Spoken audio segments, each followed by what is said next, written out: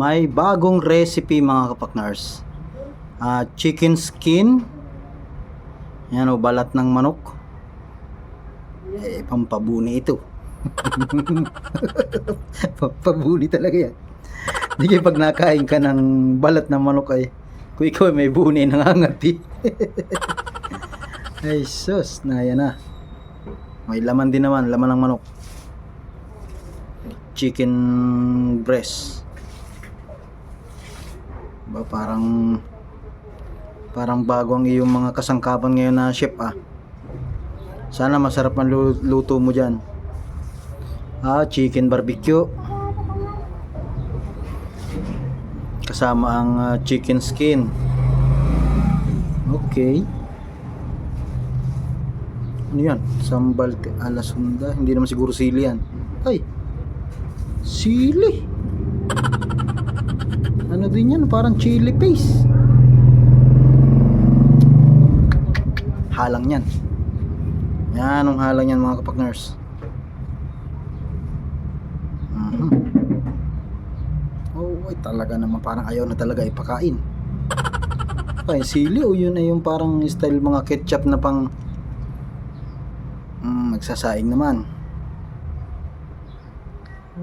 Okay, matagal na hindi nagluto ito sa chef natin ay. Tingnan natin kung matino. Ay, ba't mo naman inapakyuan yung sinaing? At gayon ko naman magsukat. Ilagay sa oven. Tapos rin kanyang gayata ng minsan ay hotdog ang inapadaan niya dyan. Ngayon ay pipino. Ang galing may carrots. Carrots, pipino. Nilagyan ng sibuyas. Sili pa rin. Ano, i-blender mo na. Ano gagawin kaya dyan?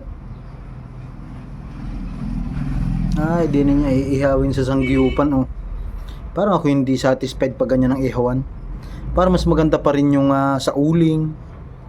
Parang iba yung yan nagkaparami lang hugasin yan. Hirap lang tanggalin yan dyan. Iba pa rin yung talaga kapag sa apoy inaihaw mas masarap. Yan, kagaya nun yung mga uling-uling na yun didikit na yun doon. Ang hirap hugasin nun. Ang luto ng kanyang sinaing. Parang matikim naman tayo. Kaya parang mahal lang naman talaga yun. Pero baka yun ay sauce. Parang yung pinagmarinadan. Okay. Walang halong chemical ngayon Walang mekos-mekos na nangyari. Medyo matino ka ngayon ng kaunti. Matikim ako.